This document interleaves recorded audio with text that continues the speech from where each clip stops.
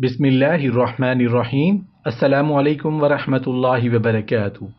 پاکیزہ خواتین کے پاکیزہ رحم۔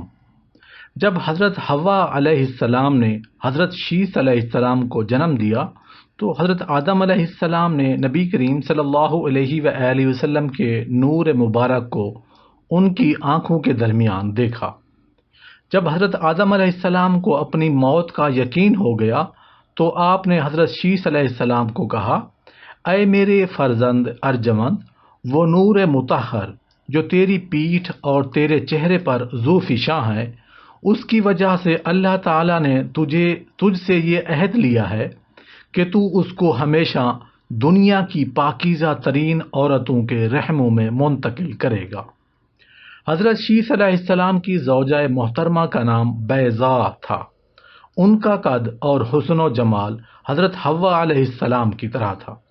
جب ان کے بطن مبارک میں حضرت انوش علیہ السلام کا حمل ہوا تو ہر طرف سے یہی آوازیں آنے لگیں، اے بیضاء، تجھے مبارک ہو، اللہ تعالیٰ نے تجھے محمد مصطفیٰ صلی اللہ علیہ وآلہ وسلم کا نور عطا فرمایا ہے۔ جب حضرت بیضاء نے حضرت انوش کو جنم دیا تو وہ نور مبارک ان کی پیشانی میں منتقل ہو گیا۔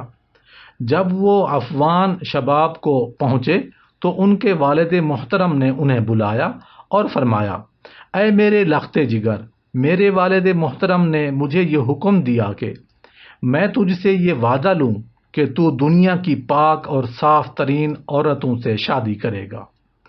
حضرت انوش نے اپنے والد محترم کی وصیت کو قبول کیا اور حضرت انوش نے یہ وعدہ حضرت کینان سے لیا۔ انہوں نے یہ عہد مہلائل سے لیا۔ حضرت مہلائل نے یہ وعدہ برد سے لیا۔ حضرت برد نے یہ ایک عورت سے شادی کی جس کا نام مرواہ تھا۔ انہوں نے حضرت ادریس علیہ السلام کو جنم دیا، پھر یہ نور حضرت ادریس علیہ السلام کی طرف منتقل ہو گیا۔ حضرت ابن القطان نے فرماتے ہیں، اسی طرح ہر والد اپنے بیٹے سے یہ عہد لیتا رہا حتیٰ کہ نور محمد حضرت سام بن نوح تک پہنچ گیا، پھر یہ نور مبارک ارفشد تک پہنچ گیا۔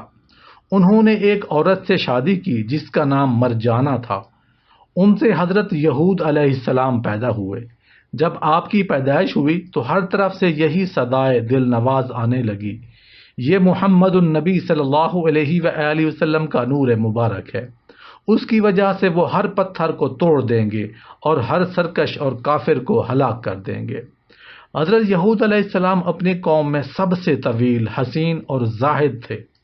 پھر یہ نور مبارک ایک پیشانی سے دوسری پیشانی اور ایک عہد سے دوسرے عہد کی طرف منتقل ہوتا رہا حتیٰ کہ وہ نور مبارک حضرت ابراہیم علیہ السلام تک پہنچ گیا۔ جب ملائکہ نے دیکھا تو پوچھا، مولا یہ کیا ہے؟ اللہ تعالیٰ نے فرمایا، یہ محمد مصطفیٰ صلی اللہ علیہ وآلہ وسلم کا نور مبارک ہے۔ پھر یہ نور مبارک حضرت اسماعیل علیہ السلام کے پاس آیا، وہاں سے وہ نور حضرت کیزار علیہ السلام کی پیشانی میں منتقل ہو گیا۔ حضرت اسماعیل علیہ السلام نے اپنے بیٹے حضرت کیزار علیہ السلام کو اللہ کے دین اور اپنی سنت پر عمل کرنے کا حکم فرمایا اور انہیں دنیا کی پاک باز عورت سے شادی کرنے کا حکم فرمایا۔ حضرت کیزار علیہ السلام نے یہ سمجھا کہ حضرت اسماعیل علیہ السلام نے مجھے حضرت اسحاق علیہ السلام کی اولاد میں سے پاک باز عورت سے شادی کرنے کا حکم دیا ہے۔ انہوں نے حضرت اسحاق علیہ السلام کی اولاد میں سے اسی عورت سے شادی کی۔ ان کے ساتھ 2 سال تک سکونت پذیر رہے، لیکن یہ انہیں حمل ہوا اور نہ ہی ان سے کوئی بچے کو جنم دیا۔ حضرت کیزار علیہ السلام شکار سے واپس آ رہے تھے۔ تمام حیوانات، وحشی جانوروں اور پرندوں سے ہر جگہ سے انسان کی زبان میں یہی آواز سنائی دی، اے کیزار، تجھ پر افسوس ہے، تیری عمر ختم ہونے والی ہے، تو دنیا کے لعب و لہو میں مشغول ہے، اب وقت آ گیا ہے کہ تو نور مصطفیٰ صلی اللہ علیہ وآلہ وسلم جس جگہ رکھنا چاہتا ہے اس جگہ رکھ دے۔ حضرت کیزار نے اس کا انتظار کیا۔ انہوں نے نظر مانی کہ میں اس وقت تک کچھ نہیں کھاؤں گا نہ پیوں گا حتیٰ کہ جو کچھ میں نے سنا وہ واضح ہو کر میرے سامنے آ جائے۔ ایک دن جنگل میں انہیں ایک فرشتہ ملا۔ وہ انسانی شکل میں تھا۔ اس نے حضرت کیزار علیہ السلام سے کہا، یہ نور مبارک حضرت اسحاق کی بیٹیوں کے علاوہ کسی اور جگہ رکھو اور اللہ تعالیٰ کے حضور قربانی بھی کرو۔ انہوں نے بہت بڑی قربانی دی، حتیٰ کہ انہوں نے ایک آواز میں سنا، اے کیزار، اللہ تعالیٰ نے تیری قربانی کو قبول کر لیا ہے اور تیری دعا کو قبول فرما لیا ہے۔ فوراً اسی درخت کے نیچے سو جاؤ اور خواب میں تمہیں جس بات کا حکم دیا جائے اسی پر عمل پیرا ہو جاؤ۔ وہ اس درخت کے نیچے سو گئے۔ ان کے خواب میں ایک آدمی آیا، اس نے کہا، اے کیزار، یہ نور مبارک جو تیری پشت میں ہے، اسی کی برکت سے اللہ تعالیٰ تمام امور کو کھولے گا۔ اللہ تعالیٰ نے تمام دنیا اور مخلوق کو اسی وجہ سے پیدا کیا ہے۔ اللہ تعالیٰ اس نور کو اب عرب کی خواتین میں ہی جاری فرمائے گا۔ اپنے لیے عرب کی پاکیزہ عورت کو تلاش کرو، اس کا نام عازرہ ہونا چاہیے۔ حضرت کیزار خوشی خوشی بیدار ہوئے اور ایسی عورت کی جستجو شروع کر دی، حتیٰ کہ انہوں نے مالک الحجر کی بیٹی عازرہ سے شادی کر لی۔ انہوں نے اس خاتون محترمہ سے تعلق زوجیت قائم کیے تو انہیں حمل ہو گیا۔ اب وہ نور مبارک حضرت کیزار کی پیشانی سے غائب ہو گیا۔ انہوں نے وہ نور حضرت عازرہ کی پیشانی پر دیکھا، وہ اس کو دیکھ کر بہت زیادہ مسرور ہوئے۔ پھر وہ نور حضرت کیزار کے بیٹے میں منتقل ہو گیا، حتیٰ کہ وہ نور مبارک عدد تک آ گیا۔ عدد کے ہاں حضرت عدنان پیدا ہوئے۔ جب یہ نور مبارک نزار تک آیا تو انہوں نے یہ نور مبارک اپنے چہرے میں دیکھا، اس کے لیے ایک عظیم قربانی دی۔ پھر یہ نور مبارک مضر کے پاس آیا۔ ہر آدمی اپنے بیٹے سے پختہ عہد لیتا تھا کہ وہ صرف دنیا کی پاکیزہ ترین عورتوں سے ہی شادی کرے گا۔ عہد نامہ بیت اللہ میں لٹکا دیا جاتا۔ اولاد اسماعیل علیہ السلام کے تمام عہد نامے واقعہ فیل سے خانہ کعبہ میں متعلق رہے۔ پھر یہ نور مبارک نظر بن کنانہ کے پاس آیا۔ انہوں نے ایک خواب میں دیکھا، پھر کاہن کے پاس اس خواب کی تعبیر کے لیے گئے۔ کاہن نے کہا، اگر تیرا یہ خواب سچا ہے تو پھر اللہ تعالیٰ نے تجھے عزت و اکرام عطا فرمایا ہے، تیرے ساتھ نیک نامی اور سرداری مختص کر دی گئی ہے۔ ایسی سرداری پوری کائنات میں کسی کو نصیب نہیں ہوگی۔ اس وقت اللہ تعالیٰ نے زمین کی ہر طرف دیکھا، اپنے ملائکہ کو حکم دیا، دیکھو آج کے دن تمہیں میرے نزدیک سب سے معزز کون نظر آتا ہے؟ ملائکہ نے کہا، اے مولا، ہمارے رب، آج ہمیں ایک نور کے علاوہ کوئی فرد ایسا نظر نہیں آتا جو تیری توحید میں مخلص ہو، یا اولاد اسماعیل میں صرف ایک شخص نظر آتا ہے جو تیری وحدانیت میں مخلص ہے۔ اللہ تعالیٰ نے فرمایا، گواہ ہو میں نے اس شخص کو نور محمدی صلی اللہ علیہ وآلہ وسلم کے لیے منتخب فرما لیا ہے۔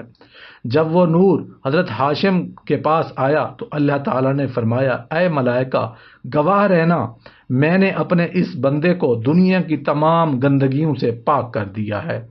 علماء یہود اپنی لڑکیاں ان کے پاس لے کر آتے، اس کے ساتھ شادی کرنے کی پیشکش کرتے، لیکن حضرت ہاشم انکار کر دیتے، حتیٰ کہ روم کے بادشاہ نے ان کے پاس قاصد بھیجا اور یہ پیغام بھیجا، اے ہاشم، میرے پاس تشریف لاؤ، میں اپنی بیٹی کی شادی تیرے ساتھ کرنا چاہتا ہوں۔ میری ایک ایسی بیٹی ہے کہ آج تک کسی عورت نے ایسی دوشیزہ کو جنم ہی نہیں دیا، وہ حسن و جمال میں لاسانی ہے۔ ام المومنین حضرت عائشہ صدیقہ رضی اللہ عنہا سے مروی ہے کہ نبی کریم صلی اللہ علیہ وآلہ وسلم نے حضرت جبرائیل علیہ السلام سے نقل فرمایا کہ میں نے تمام زمین کے اطراف و اکناف اور گوشہ گوشہ کو چھان مارا، مگر مجھے محمد مصطفیٰ صلی اللہ علیہ وآلہ وسلم جیسی کوئی ہستی نظر نہ آ سکی، اور میں نے سب روئے زمین کو غور سے دیکھا مگر کسی شخص کی اولاد بنی ہاشم جیسی نظر نہ آئی۔ سبحان اللہ۔ حضرت ابو ہریرہ رضی اللہ عنہ سے منقول ہے کہ نبی کریم صلی اللہ علیہ وآلہ وسلم نے فرمایا، ہر دور میں اولاد آدم میں سے بہتر قرن و قبیلہ میں سے مبعوث ہوا، حتیٰ کہ میں بالآخر اس قبیلہ بنی عبد المطلب میں ظاہر ہوا، جس میں میرا طہور ہر ایک کو معلوم ہے اور ہر ایک کے سامنے ہے۔ حضور کے پردادا ہاشم کے زمانہ کے تمام لوگ نور محمدی صلی اللہ علیہ وآلہ وسلم کی سعادت کے حصول کے لیے ایسی کوششیں کر رہے تھے کیونکہ ان کے پاس اس نور مبارک کے تمام حالات لکھے ہوئے تھے، لیکن حضرت ہاشم انکار کرتے۔ آپ فرماتے، مجھے اس ذات کی قسم جس نے مجھے اپنے زمانہ کے لوگوں پر فضیلت دی ہے، میں صرف دنیا کی پاکیزہ ترین عورتوں سے شادی کروں گا۔ پھر جب وہ نور مبارک حضرت عبد المطلب کی طرف منتقل ہو گیا تو ان کے والد محترم حضرت ہاشم نے عزت و اکرام کے ساتھ وفات پائی۔ ان کی وفات کے بعد سقایا اور رفادہ کا کام آپ کے بھائی حضرت عبد المطلب بن عبد المناف کے سپرد ہوا۔ حضرت عبد المطلب نے مکہ کی ایک عورت سے شادی کی لیکن وہ وفات پا گئیں۔ پھر ایک اور عورت سے شادی کی، وہ بھی وفات پا گئیں۔ پھر انہوں نے اپنے آپ کو فاطمہ بنت عمرو سے شادی کرتے ہوئے دیکھا۔ پھر حضرت ابو طالب پیدا ہوئے۔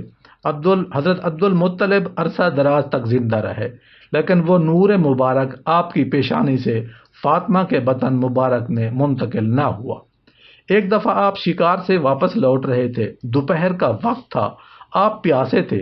انہوں نے پتھر میں ایک بہتے ہوئے چشمے کو دیکھا۔ انہوں نے اس چشمے سے اپنی پیاس بجھائی۔ انہوں نے اپنے پیٹ میں اس پانی کی ٹھنڈک محسوس کی۔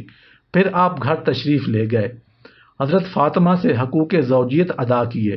اس وقت حضرت عبداللہ کا حمل ان کے پیٹ میں پرورش پانے لگا۔ جب حضرت فاطمہ کے ہاں سیدنا عبداللہ کی ولادت ہوئی تو اس وقت حضرت عبد المطلب بہت زیادہ خوش ہوئے۔ نبی کریم صلی اللہ علیہ وآلہ وسلم کا نور حضرت ہاشم کی پیشانی پر چمکتا تھا۔ جو کوئی یہودی عالم آپ کو دیکھتا آپ کے ہاتھوں کو بوسہ دیتا تھا۔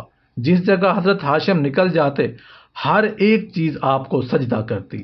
عرب کے لوگ اور اہل کتاب کے عالم اور اپنی اپنی بیٹیاں پیش کر کے کہتے، اے ہاشم ان سے نکاح کر لیجئے۔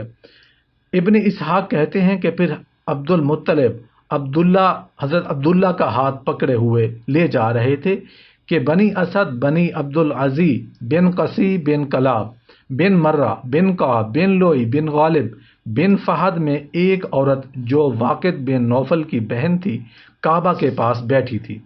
اس نے حضرت عبداللہ کے نورانی چہرے کو دیکھ کر ان سے کہا کہ اے عبداللہ کہاں جاتے ہو؟ فرمایا اپنے والد کے ساتھ جا رہا ہوں۔ اس نے کہا جس قدر اونٹ تمہاری طرف سے ذبح کیے گئے ہیں اس قدر میں تمہاری نظر کرتی ہوں، مجھ سے شادی کر لو۔ حضرت عبداللہ نے فرمایا میں اپنے والد کا مطیع و فرمان ہوں، ان کی منشا کے خلاف نہیں کر سکتا۔